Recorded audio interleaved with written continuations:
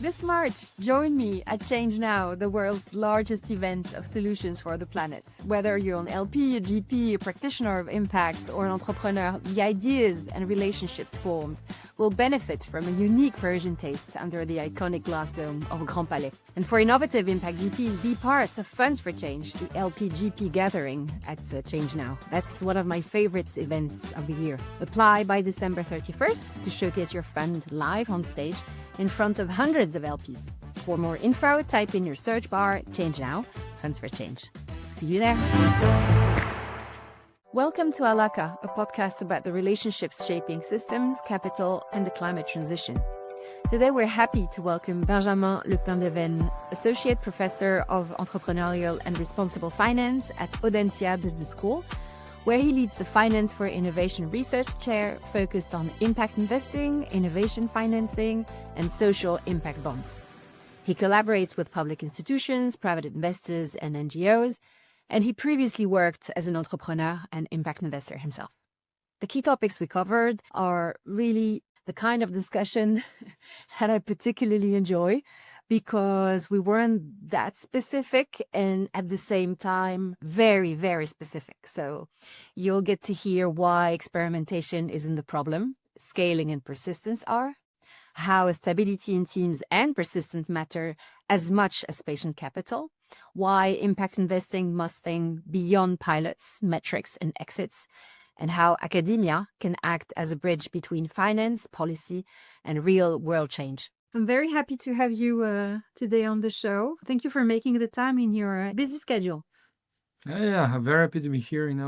Can't wait sharing some thoughts with you and your community. Excellent. Thank you. So, Benjamin, it's interesting because the first time we met in real life was during a session where the idea was to ask as many questions as possible. And for the people who know me, they know that it's one of the things that I enjoy the most in life. So I hope that this conversation today will be another session of asking many, many, many questions and coming up with not so many answers, but a lot of questions, follow-up questions from one another. So if you're ready, perhaps we can start with, not so much the origin story as a hero. Okay, where did you come from and what time did you see the light? And this is when you decided to do everything and devote your academic research on this topic or that topic, because I'm not so much on the heroization of individuals, but I would love for you to tell us what brought you to spend and dedicate your professional time and endeavors onto the topic of impact at large, and what brought you to this work? Mm-hmm.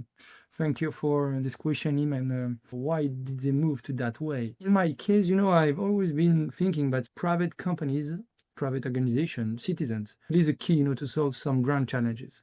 Public institutions are for a while, especially in France, seen as the solution or the main solution to solve social problems, environmental issues, and so on. But for a while, I'm totally convinced that it's not enough, but it's not very smart to only give the power to the public institution to solve problems. In that way, as soon as I understood that, I said, okay, what can I do as a citizen? What can I do as a consumer, of course? But what can organization do for that? Financial organization can be very helpful in that way. When I was quite young, to be honest, I was thinking, how can financial organization and financial tools can be part of the transition? At that time, more than 15 years ago now, we did not really talk about transition. It was more about social issues, social challenges, and so on. But to what extent private money can help solving big issues? And I saw birth of the very pioneers in the impact investing landscape in France and in Europe. So I had the opportunity and applied to work in one of the pioneers in France, which is called Citizen Capital, where I worked during 1 year and a half. It was during the very early stage, of the impact investing in France. And I was very happy to work with Mohamed, Laurence, and Pierre-Olivier at the time as really pioneers. And it was for me a critical experience. I mean, it was very clear evidence, practical evidence that private finance and so on can be helpful, not can be the solution, but can be one of the solutions to solve grand challenges. It was one of the starting points, not the only one, but one to this journey into the impact and impact investment. And how did you decide to enter academia? Because thinking about the role of private organizations versus public institution is one thing. Learning about what finance, and including one of the most pioneering organizations at the time, Citizen Capital, was is another one. But stepping into academia, it's wow, it's like a big step up. So how did you make your decision? And did you meet somebody who helped you into it? How did you decide to do it?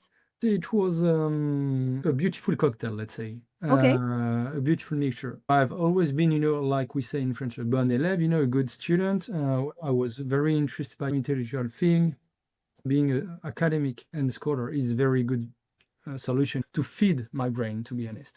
Second point was, as soon as you are interested in grand challenges and to solve big issues, you are quite interested, in big question, deep thinking, public solution, international benchmarks, scientific evidence about this type of thing. I was like 20, 21 years old, but the practical activity, daily activity is of course very exciting, sometimes very interesting, but very limited by scale. Even if you are an investor, but maximum in a citizen capital fund, for instance, you do 3-4 investment per year, which is not bad. Of course, you can impact your world with that, but in my opinion, it was not a large scale. And because you are focused on practical things, you do not think and work on big issues, on public policies. You don't have a lot of evidence also to generate scientific or robust knowledge to solve big problems. So it was one more stone, in my personal trip. And maybe the last one was to meet some now colleagues, at that time professors, who shared with me, how did they practice academic work. Not in the ivory tower, really making research action with very close relationship with policymakers and practitioners. And I was working on innovation management and transition management at that time, so working with organization, companies, and so on. And when I heard, what they did daily, I said, whoa, interesting job with a lot of freedom, a lot of independence, which is quite key to be able to get the best knowledge and policies and ideas, to solve big issues, and the capacity to think at a large scale and not to be devoted daily on the practical work, which can be interesting, but not for me on a daily basis, It's interesting that you say that one of the reasons why you chose academia was to focus on big issues or big challenges, because one of my best friends is an academic. And as you know, one of the big criticisms that is posed against academia is the siloed approach, the fact that you become such an expert, like a worldwide renowned expert, but on a very, very niche topic, right? It's a super fair point. I mean, it's totally true. It's one of the limitations, of my own intellectual and professional trip. And sometimes I can face some frustration to be only limited on very small things, and that's true. But like VCs or impact investors, you can be multi-specialized. So you can be not too stupid on different you can do your best. I love the way you qualify yourself as not too stupid. Okay. You can do your best for that, at least. And you work in teams as well with other experts. So you can create like coalition on, teams with different universities. In the past, I published a couple of studies using colleagues in different places in Europe all over the world and so on. So you can try to find solutions to avoid this limitation. But it's true. It's totally true. It's a strong limitation in our field because we have to be super, super specialized to be able to contribute to the field. But to be honest, you also have a gray scientific world between, let's say, academia and think tank or policy evaluation, where you do not need to be ultra specialized, and where you can also have a lot of impact. And because, especially in some countries, including France, in some places, policymakers, decision makers, even in the private world, are not very expert or do not have a very good knowledge, about what science says about reality, impact investing, venture capital, and so on. So meaning that even if you are not the super specialized on something, you can be a bridge. You can fill a gap between the scientific evidence and what practitioners and policymakers know and do. By being a teacher, we are a bit more generous to be able to talk with not super specialized students.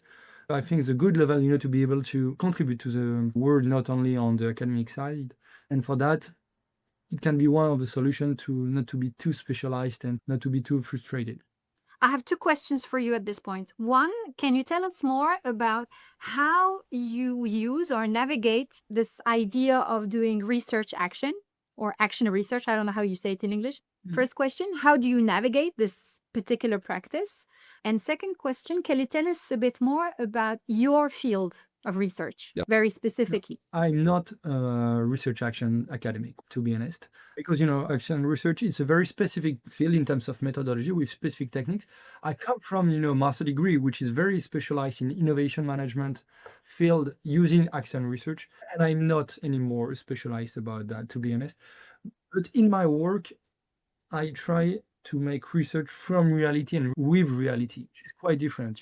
I use real case data, very deep data, both qualitatively and quantitatively.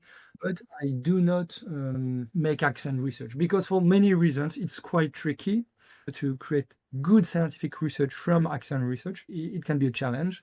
Regarding the field impact investing and venture capital, it's not, I think, easy to combine action research with this field, to be honest. So I work very closely, with practitioners and policymakers, but not really in action research. Why would it be difficult? Can you give us perhaps one example just for the sake of, opening our audience's minds to understand what would be the difference on handling one particular question through your current methodologies versus if it were done through action research? Can you give us an example, perhaps? For example, when we make venture capital and impact investing research, we look at the consequences. For example, one question among others, the consequences of something on something. So gender of the entrepreneur on the likelihood to receive VC funding or impact investing funding. Excellent question. I congratulate you. It's a very, let's say, standard question. Exactly. And I this type of research for crowdfunding and other things like that. We can make it qualitatively, but the best way to really reply robust and easy to generalize results is really to make it quantitatively with investment data. And to use action research for that would not be very relevant, and I think would not bring a lot of value, to be honest. Sometimes we use innovative methodologies for this type of question. It's not my expertise, but we have some colleagues, coming from neuroscience who have a look on the brain. And they look at, when you see a female entrepreneur presenting investment opportunity in a company, where are the zones and areas in the brain which are aligned for the male investors or female investors, etc. So to be able to explain why there are some investment bias and so on. We can use this type of quite new, let's say, methodologies. But action research will not be relevant to that, to make it. Okay. And so would you like to tell us a word or two about your field of research or your fields of research? Perhaps there are several. Since my PhD, I work both in entrepreneurial finance and impact investing landscape. So I'm used to work on venture capital and other forms of entrepreneurial finance with different questions. I do not work anymore on crowdfunding, so now it's mostly venture capital for that. And I work more and more on the geopolitical issues around venture capital. I'm currently writing a book, which is not out yet, but coming soon. Excellent. That's a teasing. Love that. Yeah. Q1 or maybe Q2 26 coming soon. Okay. And for a while, I work on the impact investing landscape in my research on two pillars. The first one is about the social and environmental impact bonds. Because since my PhD, I work on the impact bond in France, because I worked on the very first tank policy report in France with Institut d'Entreprise in 2015, was like the starting point to the Contrat Impact Social movement in France. Because at that time I work a lot with the François Hollande cabinet and Ministry of Economics and Finance teams to help them to start the Contrat Impact in France. And I supervised two PhD students in that field, including Maya, that you know already. And I had Vincenzo before her. And I'm used to work, with policymakers and practitioners in the international field around the social and environmental impact bond. And I also had 4 years agreement with ADEME to work with ADEME on the environmental impact bond in France. Excellent. So we have a couple of papers about impact bond movement with Maya, Vincenzo, and a few other colleagues. Also, one paper is not published yet, post-impact bond period, and what happened about the programs in financed by social impact bonds in the world. So we look at the 8 first social impact bonds worldwide with my colleagues, and we look at, what happened 2 years and more after the impact bond program. we theorize about the diffusion barriers of social innovation in a public context with, in my opinion, very concrete and very high potential findings to share. We already did 1 or 2 conferences, including policymakers. It's a cornerstone, you know. Absolutely. It's good to finance innovation, it's good to finance new programs, it's good to finance experiments, but what's going next? And how do we get to scale? How do we get to a larger and wider reach in terms of beneficiaries? That can be surprising. There are not a lot of knowledge for that. Practical side, policymakers side, there are not knowledge for that. So we are proud to produce one of the very few pioneers publication about that. The one is about impact investing, sustainable venture capital. A couple of works, including with Juan Gonzalez, my other student that you met and who became also a PhD. So not PhD student anymore, he's a doctor now, like Maya. Let's say 3 main pillars, so entrepreneurial finance, especially VC, impact investing, and social impact bonds. About the question of diffusion, I would love to hear more about how you convey not only the obstacles, but also the rationale behind why the diffusion doesn't necessarily work and how we should consider, opening new questions, not necessarily bringing solutions, but at least opening new types of questions to the practitioners or to the public or the policymakers that you meet, because a lot of people who join this podcast are practitioners in the field of obviously impact investing or public policy making or blended finance, or even some of them want to experiment things around systems investing or place-based investing as well. And it's very much around experimenting, right? So trying new things at a smaller scale and observe what happens, and then hope for the best that by, whatever mechanism, these things will grow bigger and more people will do the same. How do you convey your understanding and knowledge about the diffusion, the obstacles, and the questions that people should ask themselves when looking at the dynamics and the forces that allow more diffusion? It's a big question. Sorry.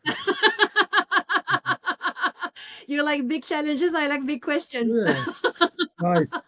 It's a very key question, and while I have some evidence for the impact bond landscape on the cases that I study, for the rest, it's mostly soft feedback, so soft understanding. It's not like scientific results, When you see practitioners or public bodies or social innovators or whatever, we don't care, or impact evaluators, we don't care, we don't mind, who are part of the experiments, who are, impact investing, social impact bond, usual social innovation funded with grants. They are very focused on the, let's say, daily activities, how to run the business, how to run the activities, how to help beneficiaries. So they are very focused at the program level, really program level. While when we talk about experiments, we have to think about the policy level. To what extent tomorrow we could expect to enlarge, to diffuse, to transform, to lobby, to whatever you want, to replicate, to transform, to have influence in policy. There are many, many different scaling up veins and strategies. And to be honest, the thing I see is that they very scarcely think about it. Often, the NGO managers, the social companies managers, and so on, they really think to sustain the business they're running. Their own organization, yes. Yeah, they want just to grow or to sustain and so on, and which makes sense. It's not a big surprise. But sometimes the common interest, the common good is not to see their activity sustain or bigger. Sometimes the idea is really to transfer within the public policies, and everybody thinks to the next day or the day after the next day, but not really in 1, 2, 3, 4 years. So first, the practitioners and people involved daily are very focused on operational things and end of the month and not the end of the year or not the end of the world, So this is one point. The second point is also because sometimes, not always, but sometimes, the level of the experiment is not the ones of the replication. If you make something with NGOs, good people, and so on, but if the relevant level, for new policies, to improve new policies is at the national level or at the EU level, they are not the same people. They maybe do not talk to each other. Maybe they don't care about this experiment. Sometimes they are competing because they are not from the same political party. Sometimes they just hate each other. Sometimes you have this centralized versus decentralized spirit, which means that even if they're from the same political side, they fight each other because it's the region versus the country, and so on. So you have many reasons that sometimes the people within the project are not the ones with the power to replicate. And for many reasons, they do not pass the baton, or they don't care about the baton, or they don't care about the experiment. Or so you are in the very individual level or organizational level thing, but which is very, very, very serious thing. I met this type of situation many times. Or people with the money to pay for the experiment are not the ones at the level to scale and to diffuse.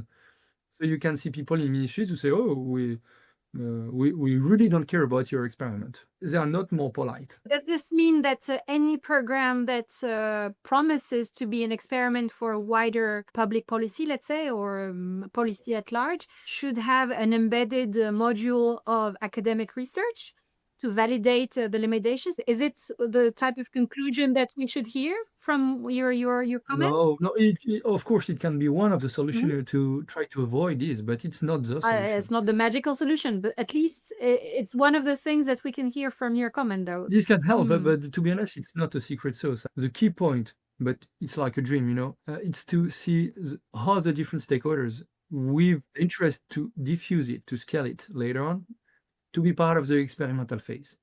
But even that, because of course, especially in the impact-bound landscape, social impact-bound landscape, that I know very well, I saw a couple of impact bonds like that, with a strong likelihood to implicate, to involve people from different stakeholders, to think a bit about the future, and to be super inclusive. But, people change of position. So sometimes you can have a team of very interested and very involved people. And because in the high qualified public agent, they change every 2 years. When you make like an impact bond experiment, you will see 3 different people for the same position. So, the initial motivation could change and could leave with him or with her. Yeah. And the political priorities can change. The public agent change several times, and possibly the political leaders at the top will also change a couple of times. So it will be diluted many times. When you are an external stakeholder like me, let's say, or when you try, to make things more fluid and to be more impactful and so on, it's really sad, let's say. What lessons did you learn from this type of struggle or frustration? Or did you see any, experience or occasion where there was a higher level of stickiness, a higher level of persistence that you could learn from? To be honest, not yet. Oh, interesting. Okay. I saw, a couple of, not really initiative, but some practices in the big issues, to be honest, it's from the public sector side. Because they really have, this practice in many countries, France included, to change of job every 2 years, sometimes less, sometimes 1 year and a half. You have in Bercy, the French Ministry of Economics and Finance, a team in the Treasury unit, which is in charge of impact bond and impact investing. The team members, they are interesting, they work well, they are good people and so on, but they change 1 year and a half, 2 years. It's not a serious practice. It's a fascinating point you're raising, Benjamin, because usually a lot of people call for more impact, they call for more patient capital. But your call right now is of a different nature, and I think it's very interesting to underline, which is giving more time for people in their position to grow and expand and build experience and build relationships in a way that allows, through the work of time, to learn together, to fail together, to, trust each other, to do things with enough time for things to emerge at the right scale. Very interesting. And to be sure, the motivation and expertise at the beginning stays the same over time. This is the point, because sometimes we see project with a group of very brilliant and super motivated people at the beginning, but people change. And often public agents change. So if you have very top people from the Ministry of Education or Ministry of Health and so on, who are part of it, who are very, they are making things fluid in the relationship with the ministry, with data, with agreement, and so on. And after that, they just disappear. If they just disappear and someone else comes and someone really don't care about the experimentation, which is in progress, okay, zero chance to make patient capital effective. We have to make patient people or patient organization at work.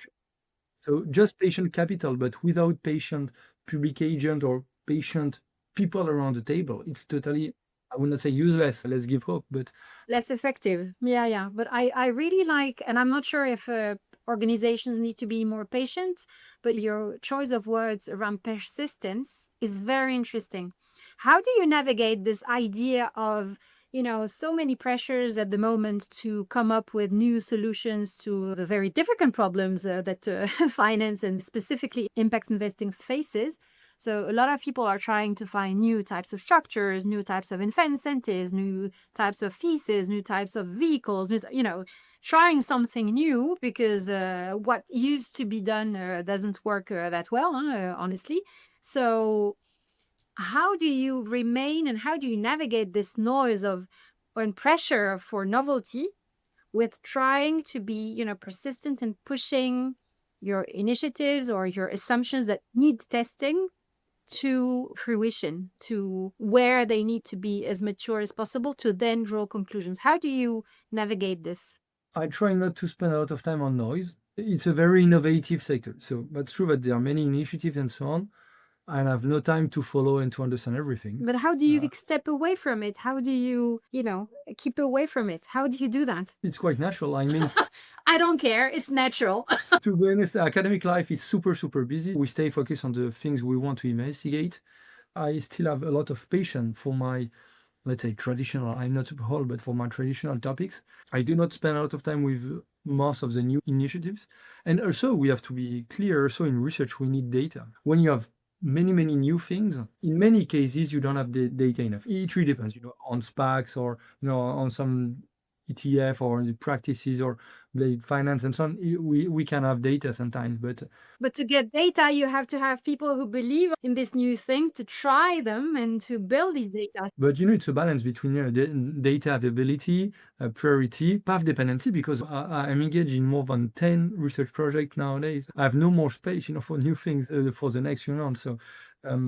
So it's how I do. And when we are academics, we try to refresh a bit our research, but it's a balance here from my side, for my, let's say, exploratory topics, to really focus more on geopolitics and venture capital, or geopolitics and impact investing. And I have a keynote about that I did 1 year ago at the EIF Impact Week. For instance, if you want to have a look online, it's where I decide, to open my doors and windows and to really devote my research time, for new things. And for the rest, I love the question I have to try to solve in impact investing and social impact bonds. So it's how I do things. Okay.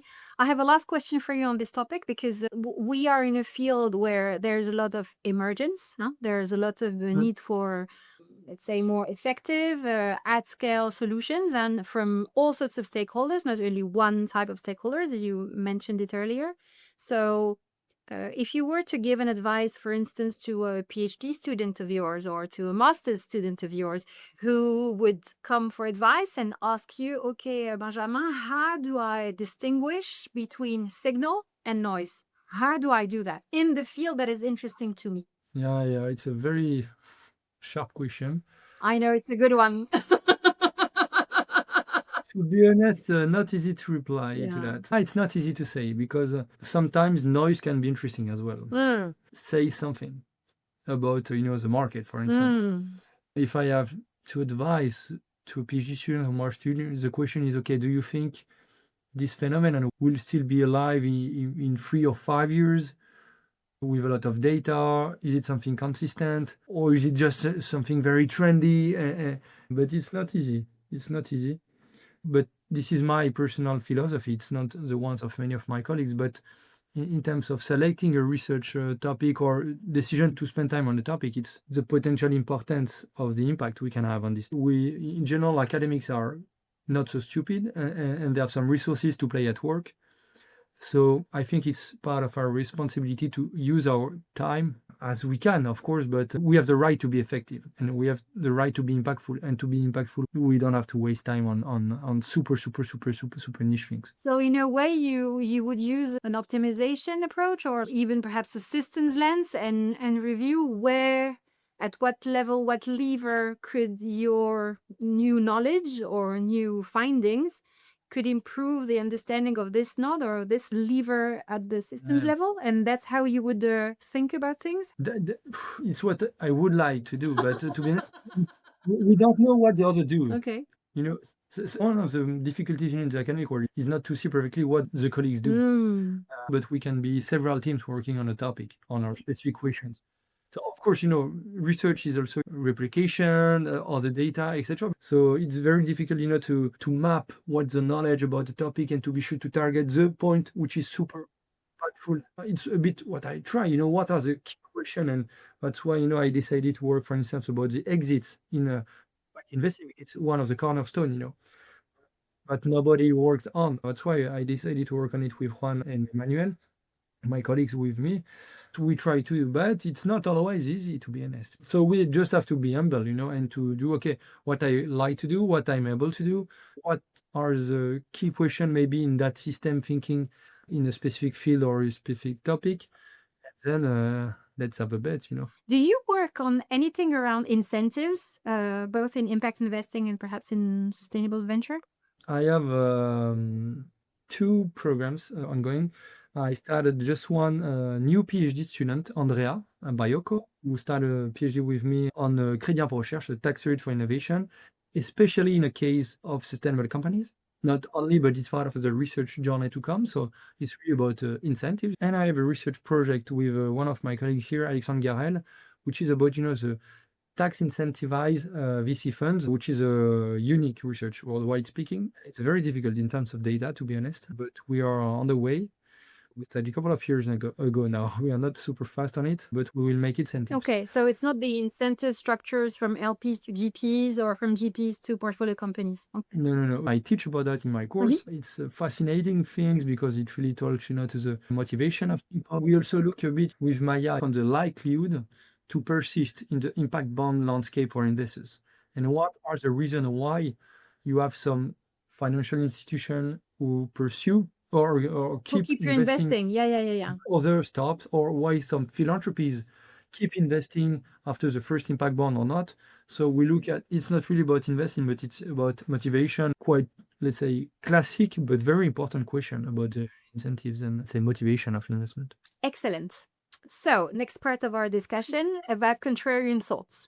So Benjamin, I would like you to leave a statement that will be commented by further guests, and so that it will create chain and promote conversations. So it can be anything that people should do less, something that is not discussed enough in your opinion and that goes beyond common sense, anything that you believe is worth discussing more. All this for what?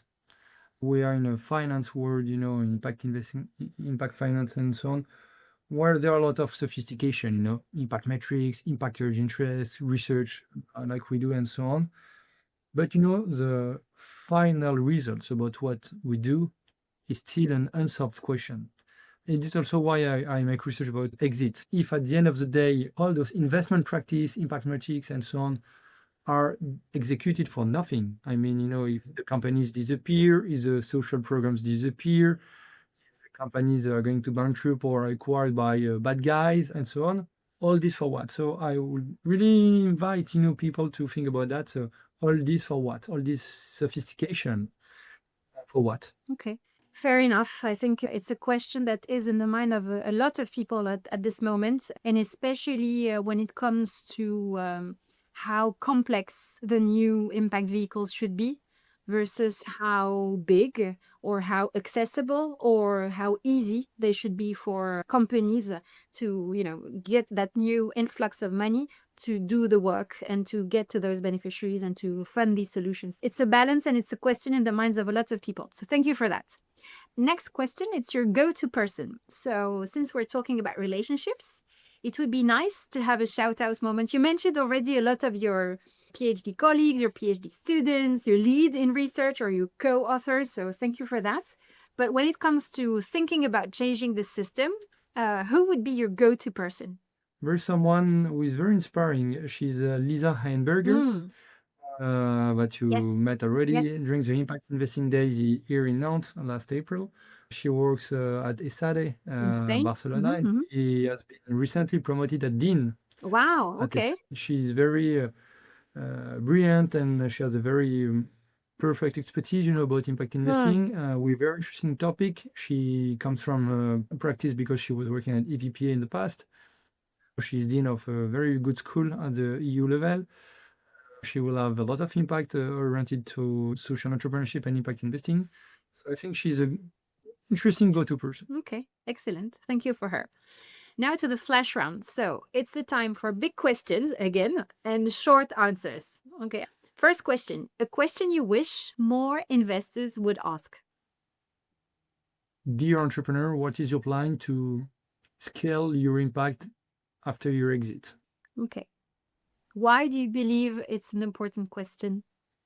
Because of here again, regarding our discussions, the persistency of the impact and the diffusion of the impact is the key for the future. It's not only to have good experimentation and innovation, it's to have a good diffusion. And we have to think more about the diffusion. And we have to think more about the diffusion post-entrepreneur phase. If you want the social entrepreneur, impact entrepreneur to have impact on the long term, you have to think about your impact after your presence. How to prepare that?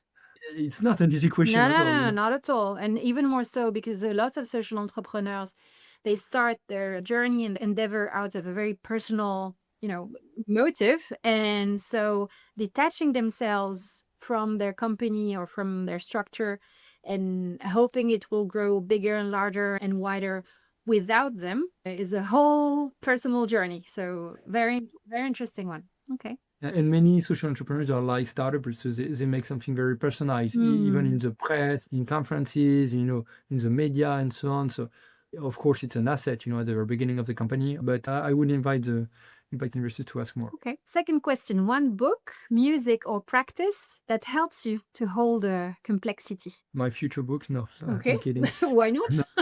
No. The book that you haven't started yet? Maybe one of the books who helped me, to think about my job, to give me one of the sources to give me my interest for my job and the power of research. It's the book by Esther Duflo about rethinking poverty. This is a brilliant book.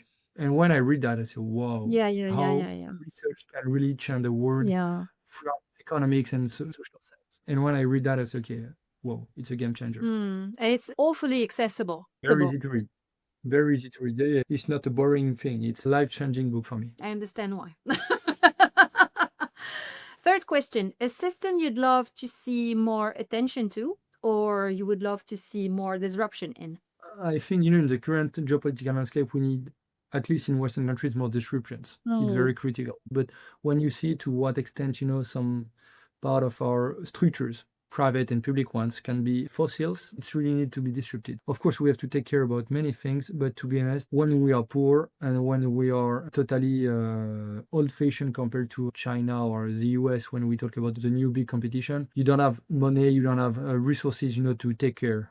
So we have to disrupt, many things, in my opinion, to be more able to take care of others. Okay. By the way, a question I forgot to ask you, how do you think about competition when it comes to this field of impact investing? How do you, reconcile the need and the push for more collaboration between players, between different stakeholders, between impact investors, etc., and the general framework that we are in, which is more competition, more competitiveness, and so on and so forth? How do you reconcile these two? At least for the impact investing landscape, there is no issue so far. I can be maybe a bit provocative with that, but the market is big enough. We don't have hundreds of impact investors in France or in Germany or in the UK. We don't have hundreds. The day we will have hundreds with a huge competition with killers and killed organization, maybe it will be more critical to reply to this question. But they're in competition to get LP money. So Yeah, but so far what I see that most of the funds who want to create a fund, or most of the GPs who want to create a fund, are able to create a fund. Not as big as they would like, not as fast as they would like, not as specialized as they would like, but most of them, I do not say all of them, but most of them are able to create funds. Of course, there is competition for LP money and for the best signatures. entrepreneurs. Yeah. But once again, I think if there is a competition, it's not the level of competition in that field is not super, super destructive so far, in my opinion. Maybe in 10 years it will be different, to be honest. But for the moment, in the impact investing world, where there are more projects and more relevant projects compared to money for that. So for the moment, I do not see big issues. Okay. Last question. What gives you hope in the capital / impact space right now? First, the creativity of the different stakeholders, because we have some international comparison. We have plenty of smart people with a lot of technical skills and so on. And impact bond is one tool among others. More sophistication in impact measurement, in impact tracking. This mix between creativity and high qualified people and highly motivated people, of course. Highly motivated people and motivated for good reasons. The mix of this workforce and its qualities and characteristics. I see interesting financial entrepreneurs, let's say, very interesting solution to build, and people who really want to make good things. But for instance, in the impact investing field, I see more interest for research compared to the VC landscape, because people really are used to be challenged. They are more interested to scientific evidence. They are more robust. Often they are more qualified. You have more people with PhDs from social science, more diversity in terms of backgrounds and ethnicities, and so on. Well, thank you, Benjamin. And we're right on time. Can you believe that? I believed in you. Thank you for listening to ALAQA. If this conversation sparked something for you, share it, leave a review, and subscribe for more dialogues at the intersection of capital, systems, and transformation.